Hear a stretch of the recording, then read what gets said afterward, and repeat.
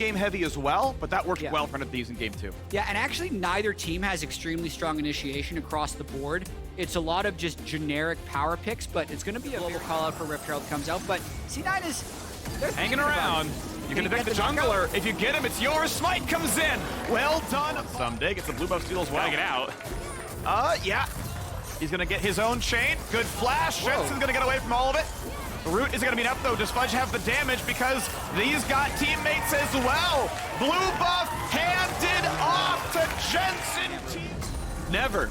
I believe it. At least it's above 50-50, right? It's gotta be pretty high. We're going for the play. Stuns into the wall. Big damage out of Fudge. And he's got Jensen. Hey, someday!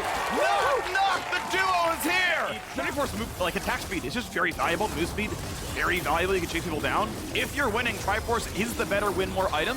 And a lot of games where winning your side lane more is anywhere they go, they are strong. And I think this is 100 Thieves just kind of flipping the game a little bit here, saying nothing's going in our favor. We're going to all in on this Rift. To kill it. Happy to deny some farm from Someday instead, who also knows if I step up, this turret dies to 2 autos, and then I die too. Keep in mind, Mythic diff in the top lane means there's nothing Someday can do in the 1v1. Yeah, Someday after having maybe a death dance or something, a couple resists coming in eventually. And it still applies your base stats, and everyone has like 60 average armor MR or more by mid-game, so it looks pretty good. Abadaga gonna be rooted. A tackle to get rid of Closer. 100 Thieves can't find their way in yet, but here comes the big play. Across goes Closer. They try to get one. Blabber drops FBI, but can he live? Just barely. So far, a 1 for nothing. Health bar's low. Someday, with the help of Huhi, knocks one as well. Gets the knockup. Flash bubble. Forces away. And off they 5. They'll survive as there are only components on Fudge. So the gold lead gets brought back a little bit. It's still dire straits. It drops down to only 4,000.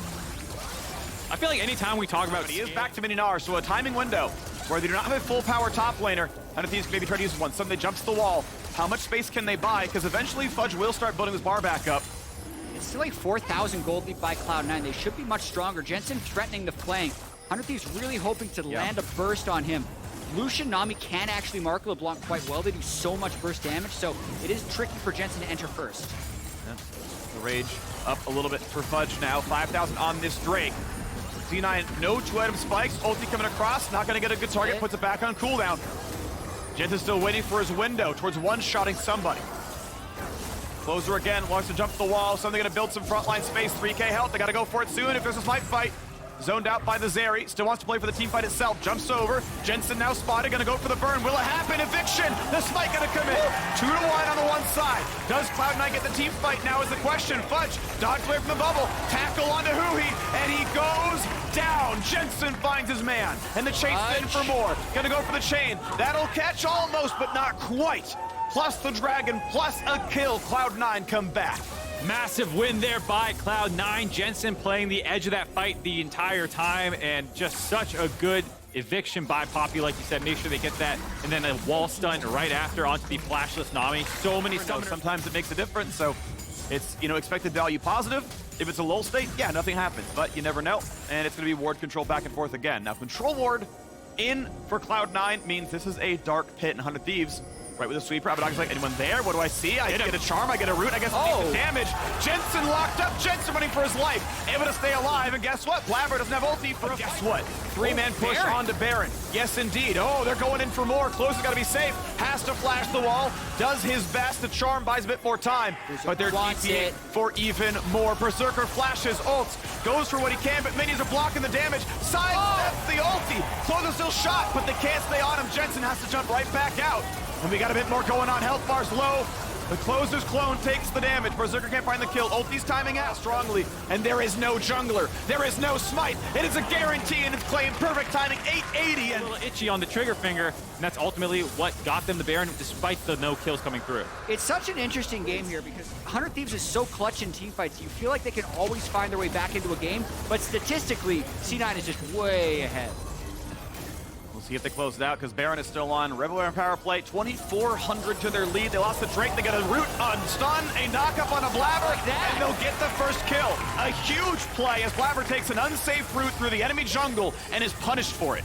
Just feeling confident, feeling safe with the Baron buff. They're trying to kite that one out. Fudge's Meganar is going to time out right as this push goes through. We'll see if 100 Thieves want to go. Closes on the flank. He spotted out when doing so, so it might not look like a whole lot for him. Gonna knock the ward down, but still no play to be had. Mini not gonna be happy. Jensen only hits onto the clone as it's dodged away. Yep, Baron gone. 8,000 gold ahead. I haven't spent all of it. This bike is not as big as it might look, though still pretty good on the Cloud9 side. Turret taking the shots, and at this point you can see thieves running away. Will they press our challenge? Impossible for Blabber. Okay, time is gonna get tight now though because the dragon is coming up very soon, and he's gonna find the tech. He found the way in. Goodbye to Huhi. A pushback on a 2. Fudge ensures they get the rest, and resting in peace is what happens now to 100 Thieves. They're gonna get everybody. Someday left alone. 4 in a row, and Abadaga can run back to his inhibitor. And guess what? A charm buys time, but Berserker claims it in the end. Cloud9 in complete control. The Floodlight Ace here in Game 3. They will knock down the inhibitor and the turrets and find a 31-minute victory. A game away from the spot in the finals. Cloud9 with the cleanest win thus far this series. They grabbed control early. They never